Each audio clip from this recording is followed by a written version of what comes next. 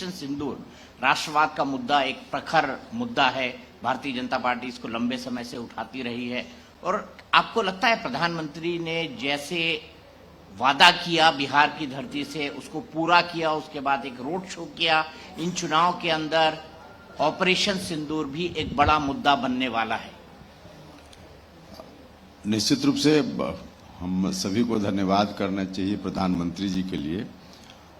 आतंकवादी घटना हुई और उस घटना के बाद पहली बार इसी बिहार की धरती, मिथिला की धरती, मधुबनी में आए थे प्रधानमंत्री जी और वहां से ही देश को उन्होंने संबोधित करते हुए कहा कि हम इन आतंकवादियों को सबक सिखाएंगे और इन आतंकवादियों के पीछे जो साजिश करने वाले लोग हैं उनको भी सबक सिखाएंगे। और यहाँ से लौट कर गए और जबरदस्त रूप से सेना ने कार्रवाई की। सेना के प्रति भी हम सब लोगों का धन्यवाद है। तो निश्चित रूप से एक लोगों में प्रधानमंत्री जी के प्रति जो पहले से आकर्षण है वह बढ़ा है। प्रधानमंत्री जी के बारे में सब दिन से लोगों में एक संदेश है कि जो कहते हैं वो करते हैं। तो फिर से एक बार यह संदेश पुष्ट होता है इस घटना के बाद। तो निश्चित रूप से कोई पॉलिटिकल लाभ लेने के मकसद से इस तरह की कार्रवाई, इसका जोड़ कर देखना कोई मतलब नहीं है।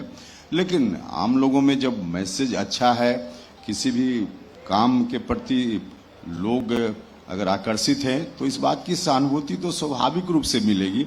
ऐसे मकसद यह नहीं है कि इसको दिखा करके कोई राजनीतिक लाभ लिया जाए, मकसद यह नहीं है। तो मकसद ये नहीं है, लेकिन जो विपक्ष है, विरोधी जो है वो हमलावर है। आपने राहुल गांधी का नरेंद्र सरेंडर सुना। अभी तेजस्वी जी पूछ रहे थे कि भाई सीज फायर प्रधानमंत्री को अनाउंस करना था, उससे पहले ट्रंप अनाउंस करते हैं, हमें बताएं कि सीज फायर क्यों हुआ। विपक्ष इसको लेके हमलावर है। कुल मिलाकर के अगर देखें तो विपक्ष जो है आपको लेके प्रधानमंत्री पे हमलावर है और इस हमलावर होने के पीछे और कोई कारण तो है नहीं कि चुनाव है। चुनाव के कारण जो सियासत है वो आगे बढ़ते हुए नजर आ रहा है। तो आपको लगता है कि ये चीजें एक बड़े चुनावी मुद्दे के रूप में बिहार में 2025 में इसका प्रभाव आपको देखने को मिल सकता है, क्योंकि प्रधानमंत्री जी भी अपने तरफ से कसर नहीं छोड़ेंगे। देखिए, विपक्ष के लोग यदि इस बात को लेकर हमलावर हैं तो अंततः इसका नुकसान उन्हीं को होगा, क्योंकि यह विषय यदि मुद्दा बनता है तो स्वाभाविक रूप से इसका लाभ प्रधानमंत्री जी को मिलेगा, एनडीए को मिलेगा।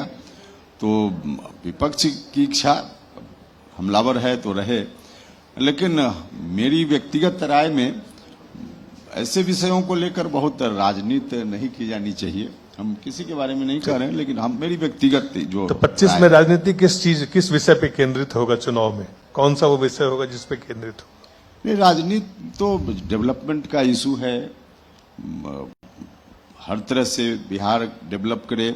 हमारे प्रधानमंत्री जी ने बार बार कहा है कि देश को विकसित राष्ट्र की श्रेणी में हमको शामिल करना है और देश विकसित राष्ट्र की श्रेणी में तभी शामिल होगा जब बिहार या बिहार जैसा जो राज्य स्टेट है वहां विकास होगा।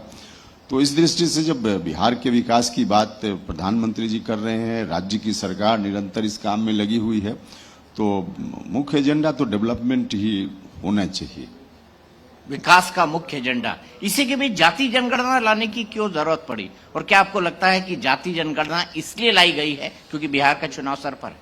देखिए, जातीय जनगणना की मांग कोई आज की मांग नहीं है, बरसों पुरानी मांग है। और जब से यह मांग उठ रही है तब के बाद कई बार चुनाव हो गए, देश का चुनाव भी और राज्यों का चुनाव भी। तो इसलिए इस बार के चुनाव को ध्यान में रखते हुए कोई जातीय जनगणना का डिसीजन भारत सरकार ने किया है, ऐसा नहीं है। यह तो पहले ही कांग्रेस की सरकार को यह काम कराना चाहिए था और कांग्रेस की सरकार ने एक बार पार्लियामेंट में इस बात की घोषणा भी की कि हम जात की गिनती करेंगे। पार्लियामेंट में सब दल के लोगों ने अपनी सहमति दी और उस समय मनमोहन सिंह जी प्रधानमंत्री थे, तब इस बात की घोषणा की गई सरकार की ओर से। लेकिन बाद में चलकर लोग मुकर गए। एक सर्वे उस नाम पर हुआ भी, लेकिन उसका आंकड़ा भी त्रुटिपूर्ण था, उसका प्रकाशन नहीं हुआ इत्यादि। तो कांग्रेस को यह काम करना चाहिए था जो कांग्रेस ने नहीं किया। मेरे कहने का अभिप्राय यह है कि यह मांग तो बहुत पुरानी थी और उस मांग को अभी अगर भारत की सरकार ने मान लिया है तो बहुत अच्छी बात है। बिहार में गठबंधन का दौर है। सियासी समीकरण, यहाँ के सोशल इंजीनियरिंग जिसे हम कहते हैं, वहाँ का मूल अगर सियासी डीएनए में देखेंगे, जो पॉलिटिकल डीएनए है बिहार का, उसमें लोगों को यही दिखता है कि यहाँ पे सोशल इंजीनियरिंग ही एकमात्र विकल्प है जिससे आप सत्ता तक पहुंच सकते हैं। नीतीश कुमार जी उसको अपना चुके हैं। बीजेपी नीतीश कुमार जी को बार बार वो जाते और आते रहते हैं। आरजेडी और जेडीयू नीतीश कुमार जी के बीच में इस तरह गठबंधन हुआ। आपने भी कई गठबंधन बदले हैं। कुल मिलाकर के ये लगता है कि बिहार में बिना समीकरण, बिना सोशल इंजीनियरिंग आप सत्ता तक नहीं पहुंच सकते हैं। तो 2025 के चुनाव में क्या ये सियासी समीकरण या सोशल इंजीनियरिंग फिर एक बार आप लोग उसको तराश रहे हैं बेहतर तरीके से? देखिए, सोशल इंजीनियरिंग पर आपत्ति क्यों? बिहार में अवेयरनेस अब तो आ गया है। 1990 के पहले जो स्थिति थी, सामाजिक स्थिति की बात हम कर रहे हैं, तब सभी लोग पॉलिटिक्स से रिश्ता नहीं रखते थे। राजनीति पर लोग ध्यान ही नहीं देते थे। एक बड़ा वर्ग समाज का कुछ लोगों तक ही राजनीतिक एक्टिविटी केंद्रित हुआ करती थी। लेकिन 1990 के बाद जो अवेयरनेस आया तो हर सोसाइटी का हर सेक्टर अब बिल्कुल 100% अवेयर है बिहार में कि उसका राजनीतिक हित कहाँ है, कैसे है और कौन देख सकता है। हाँ, निश्चित रूप से किसी एक दल पे किसी का यकीन नहीं। हाँ, ठीक है, यकीन करना किस पर नहीं करना तो आम लोगों का विषय है। तो जब सब लोग इस दृष्टि से अब अवेयर हो चुके हैं तो सब लोग अपना इंक्लूजन चाहते हैं सिस्टम में। जो डिसीजन मेकिंग प्रोसेस है उसमें सब लोग चाहते हैं कि हम भी आए, हम भी आए, हम भी आए। तो उनकी जो आकांक्षा है, उनकी आकांक्षा की पूर्ति की दृष्टि से पॉलिटिकल पार्टी अगर सोशल इंजीनियरिंग करती है तो मुझको लगता है इसमें कोई बुराई नहीं है। सब लोगों का इंक्लूजन हो, सोसाइटी के सभी सेक्टर का, यह तो अच्छी बात है ना। सबका साथ सबका विकास, तो सबका साथ यह तो होना ही चाहिए। तो इसमें कोई दिक्कत नहीं है, कोई पॉलिटिकल पार्टी करे। सोशल इंजीनियरिंग तो एक अच्छी चीज है। आप ये मानते हैं in this country people don't cast their vote? वो अपने वोट नहीं कास्ट करते हैं, वो अपनी वोट को कास्ट करते हैं, यानी वो अपनी जात को वोट डालते हैं। They don't cast their vote, they vote their caste. देखिए, वोट कास्ट तो करते हैं ना। पहले एक समय था कि लोग वोट ही नहीं गिराने जाते थे, कोई मतलब नहीं होता था। जो कैंडिडेट होते थे उस समय, हम 1990 की बात करेंगे, उम्मीदवार गांव में किसी एक व्यक्ति के यहाँ बैठ गया और उन्होंने जो डिसीजन लिया पूरे गांव का मान लिया गया कि पूरा गांव इनके निर्णय के साथ होगा। और वोट के दिन एक मैसेज गांव के जो उस तरह के लोग हैं उनकी ओर से चला जाता था कि वोट डालने जाना है तो अमुक पार्टी को अमुक छाप पर दे देना है। तो जो लोग जाते थे बस उनको इतना ही भर से मतलब था कि हमारे गांव के अमुक व्यक्ति ने क्या कहा है। तो ये समय ऐसा था कि वोट लोग कास्ट ही नहीं करते थे, और कास्ट भी करते थे तो किसी के कह देने पर बस। अब तो घर की महिला पत्नी भी पति की इच्छा के विपरीत वोट करने की जो स्वतंत्रता है इसका लाभ लेती है, गिराती है वोट। पहले होता था कि घर का परिवार का व्यक्ति जो कह दिया उसी को वोट डालना है, अब ऐसा नहीं है। तो अब तो लोग वोट कास्ट करने लगे हैं ना, वोट कास्ट करने लगे हैं तो एक बड़ी बात है, बहुत बड़ा अवेयरनेस है। आपने बिल्कुल ठीक कहा, ये बहुत बड़ा अवेयरनेस है कि आज की तारीख में लोग अपने वोटिंग का इस्तेमाल करते हैं। सर, आप नीतीश जी के बड़े पुराने सहयोगियों में से एक रहे हैं, आप भी उसी आंदोलन से जुड़े रहे। आज जितने लोग भी आए महागठबंधन की तरफ से, उन्होंने सिर्फ एक मुद्दा उठाया कि नीतीश कुमार अब फिट नहीं है, मुख्यमंत्री पद पर वो कंटिन्यू नहीं रहेंगे, 5 साल के लिए उनको कोई मुख्यमंत्री नहीं रखेगा। आपका क्या मानना है इसके बारे में? और ये जो सिलसिला चलता रहता है नीतीश जी के बारे में, कभी उन्होंने पांव छू दिए, कभी कुछ और कर दिया, कभी कुछ और कर दिया, क्या क्या वस्तुस्थिति क्या है, क्या आप बता सकते हैं? देखिए, इस विषय पर टिप्पणी कोई भी करे मुझको लगता है कि बिल्कुल गैर मुनासिब टिप्पणी है। मुख्यमंत्री जी मुख्यमंत्री के रूप में कितना काम कर रहे हैं कि नहीं कर रहे हैं, यह लोगों को देखना चाहिए। अभी भी 16 घंटा 18 घंटा मुख्यमंत्री जी काम करते हैं, बिहार भर में घूमते रहते हैं, हर दिन कहीं न कहीं कार्यक्रम में होते हैं। तो इतना एक्टिव अभी भी मुख्यमंत्री जी हैं, उसके बावजूद इस तरह की बात उनके बारे में कहना मुझको लगता है कि बिल्कुल गैर मुनासिब बात है। तेजस्वी जी तो कह रहे हैं वो अचेता अवस्था में है, वो सरकार का कोई निर्णय उनको पता नहीं है। अभी अभी बोल के गए, मैं उनकी बातों को, ये मेरी बात नहीं है, अब मैं अपनी बात नहीं कह रहा हूं। बोलकर यहाँ से क्या गए, वो निरंतर बोलते रहते हैं, लेकिन यह बिल्कुल ऑब्जेक्शनेबल उनका स्टेटमेंट होता है। और स्वास्थ्य का जहां तक मामला है तो माफ करेंगे, मुझको नहीं बोलना चाहिए, लेकिन जब बोलते हैं तेजस्वी जी, उनके पिताजी उनकी पार्टी के राष्ट्रीय अध्यक्ष हैं ना जी, कितना स्वस्थ है सब लोगों को मालूम। इस तरह की टिप्पणी मैं करता नहीं हूं, लेकिन बोलना पड़ता है। इसलिए नीतीश जी के बारे में ऐसा कहना बिल्कुल गैर मुनासिब है। ऐसा क्या है नीतीश कुमार में, एक पॉलिटिकल साइंस के स्टूडेंट के तौर पर, एक कार्यकर्ता के तौर पर आपको पूछ रहा हूं कि वो किसी भी पॉलिटिकल पार्टी या कॉम्बिनेशन के लिए, अलायंस के लिए इंडिस्पेंसेबल हैं, यानी उनके बिना चल ही नहीं पाती गाड़ी? यह तो बिहार की जनता से पूछना पड़ेगा कि बिहार की जनता ने क्या सिचुएशन बना दिया कि बिना नीतीश कुमार का चल नहीं सकता है। वो इंजीनियरिंग नीतीश जी का इंजीनियरिंग भी तो हो सकता है। नीतीश जी का इंजीनियरिंग है, लेकिन उसमें बिहार की जनता, आप उनसे नाराज होकर चले जाते हैं, फिर आ जाते हैं। बिहार की जनता की इच्छा सर्वोपरि। बिहार की जनता चाहती है कि नीतीश जी ही मुख्यमंत्री रहें। आप नीतीश जी है मुख्यमंत्री। आपने उनके साथ गठबंधन बनाया, आपने उनके साथ गठबंधन तोड़ा, आपने उनके साथ फिर गठबंधन बनाया, आपको क्या आकर्षित करता है नीतीश कुमार? नीतीश कुमार जी में बहुत सारा गुण है। नीतीश कुमार जी में भी वही प्रधानमंत्री जी की तरह जो बात कह देते हैं उस पर रहते हैं नीतीश कुमार जी। ऐसा नहीं कि चुनाव के समय कुछ कह दिया वोट लेने के लिए और बाद में मुकर गए, ऐसा नहीं है नीतीश जी में। किसी वर्कर को भी कुछ कह दिया तो उस पर वर्कर भरोसा कर सकता है। तो इस तरह की बातें हैं। और दूसरा कि डेवलपमेंट के लिए उनके मन में एक विजन है। मुख्यमंत्री जब बने थे 2005 में, तब से लेकर उनका विजन दिख भी रहा है बिहार में हर तरह से, चौतरफा। 2005 के पहले कोई व्यक्ति बिहार आया हो और अब बिहार आवे और वो बिहार का ही व्यक्ति हो तो शायद पहचान भी ना पाए अपना गांव कि हम इसी गांव में से आते हैं क्या, जिस तरह से डेवलपमेंट का काम हुआ। तो एक विजन उनके अंदर है और उस विजन को मौका मिलने पर करके उन्होंने दिखाया है। सामान्य तौर पे आज कम लोग हैं पॉलिटिक्स में जिनके अंदर विजन होता है, और नीतीश कुमार जी में विजन है, इसलिए उनका यह जो व्यक्तित्व है सबको आकर्षित करता है। 1995 से मैं बिहार के चुनाव देख रहा हूं, मैंने हर तरह की राजनीतिक परिस्थिति यहां पर देखी। नीतीश कुमार जी को मुख्यमंत्री बनते हुए भी देखा। 2005 से 2010 का उनका कार्यकाल स्वर्णिम था, लेकिन लोग ये कहते हैं कि 2012 के बाद से वो अपनी पॉलिटिकल स्ट्रैटेजी सेट करने में इतने बिजी हो गए कि उन्होंने बिहार के डेवलपमेंट की तरह जिस तरह ध्यान उन्होंने 2005 से 10 तक दिया था उसके बाद नहीं दे पाए। 2012 में वो मोदी जी के खिलाफ हो गए, अलग उन्होंने चुनाव लड़ लिया, उसके बाद लालू जी के साथ चले गए, फिर मोदी जी के साथ आ गए, फिर लालू जी के साथ चले गए, फिर मोदी जी के साथ आ गए। तो मैं इस देखिए, हम को आपसे समझना आपकी बात से हम सहमत हैं बहुत दूर तक। आपकी इस बात से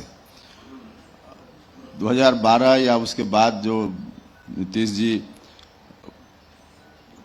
के बारे में आप बता रहे हैं, थोड़ा संगति का असर तो हो ही जाता है ना। जब से आरजेडी के साथ थोड़ा जाने लगे ना तो उसका असर तो दिखेगा।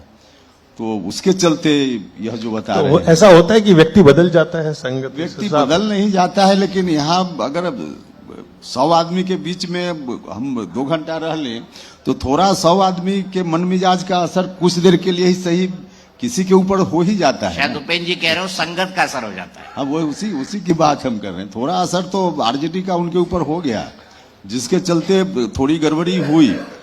हम ऐसा नहीं करें कि लगातार 2005 से अब तक नीतीश कुमार जी ने एक ही स्पीड में एक ही तरह से काम किया, नहीं किया है। उपेंद्र जी, क्या गड़बड़ी हुई है।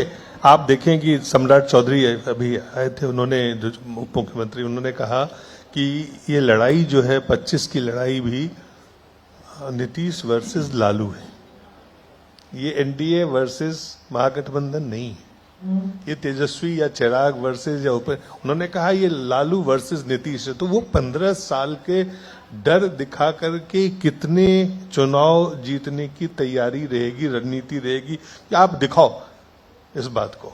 आज तेजस्वी से भी हमने सवाल पूछा कि डर तो आप वही दिखाया जा रहा है। देखिए, एक तरफ है नीतीश कुमार जी के लीडरशिप में गठबंधन है और दूसरी ओर जो गठबंधन है, अगर एनडीए नहीं तो कौन, तो उसके बाद तो वही है आरजेडी के लीडरशिप में।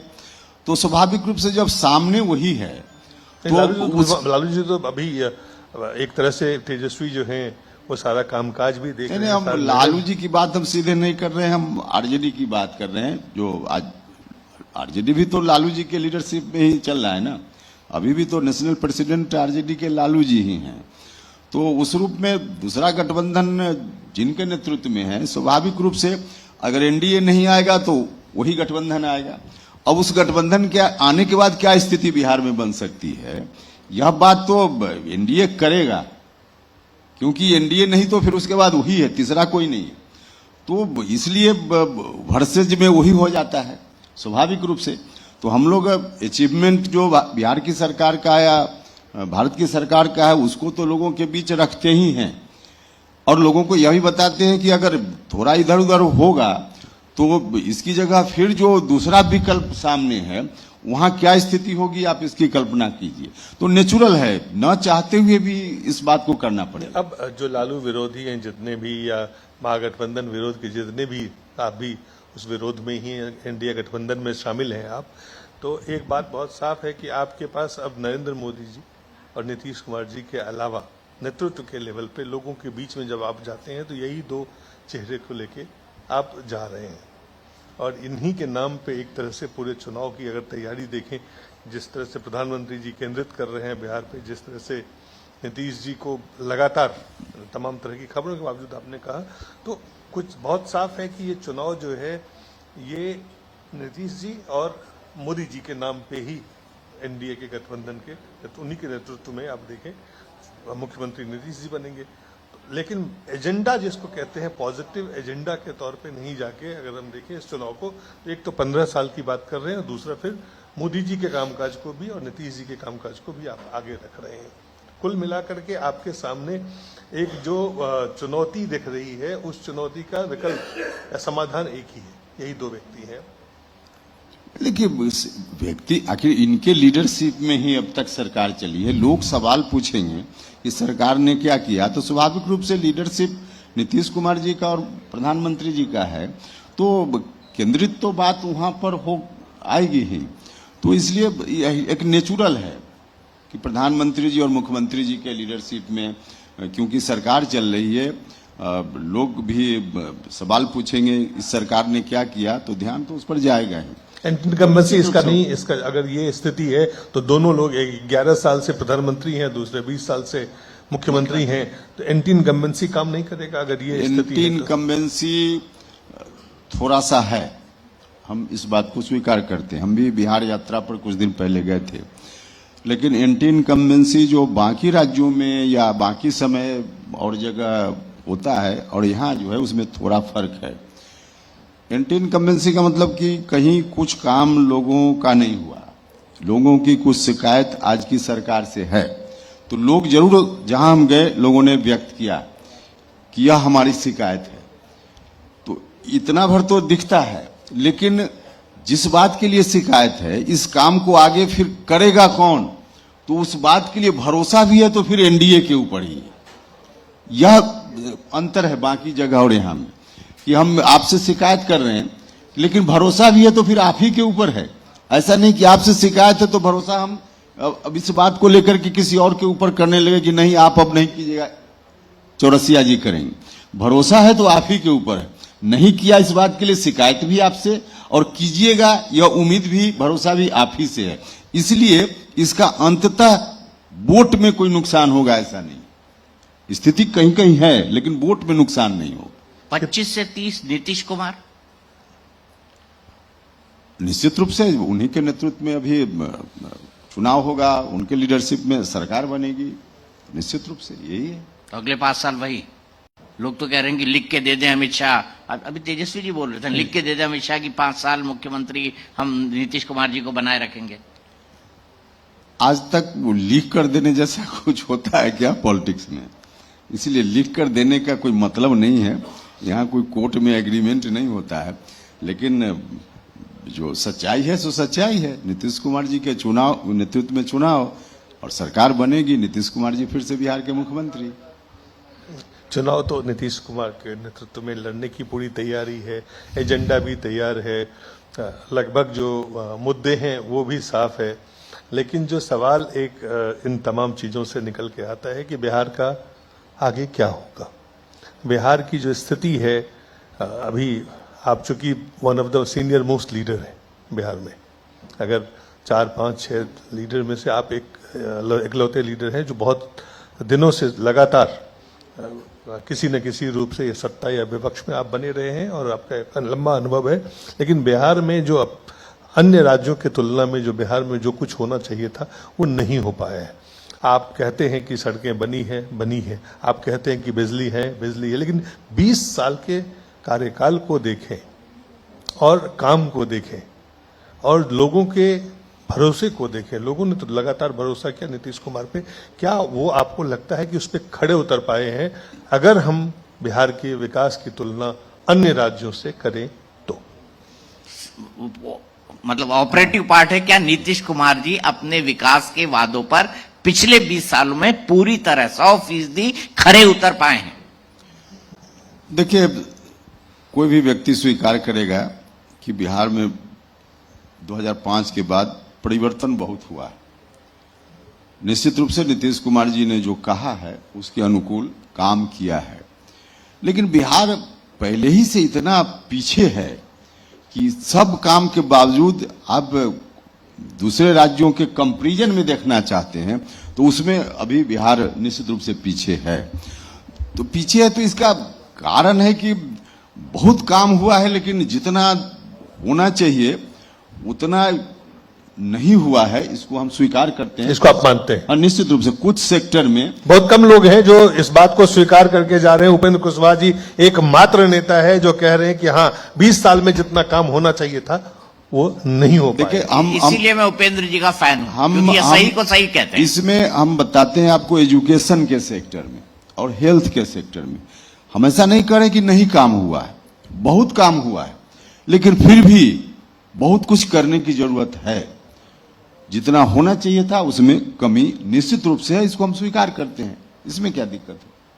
लेकिन स्वीकार करने के बाद तो फिर तो ये भी लोग पूछेंगे ना चुनाव में कि भाई इसका समाधान तो दीजिए। आप समाधान देंगे, यही तो हम कर रहे हैं। आप वही दवाई लेके फिर जा रहे हैं कि भाई अब की बार फिर एक बार नीतीश कुमार। यही बात तो हम भी कर रहे हैं कि लोगों की शिकायत भी है लेकिन भरोसा भी है एनडीए के ऊपर ही।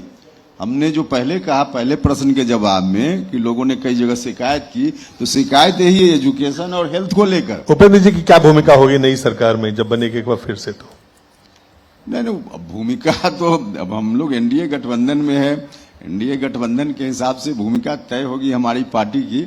तो अभी इस पर बहुत कुछ साफ बताना संभव नहीं है, आने वाला समय बताएगा। चिराग जी विधानसभा चुनाव लड़ रहे हैं, आप लड़ेंगे?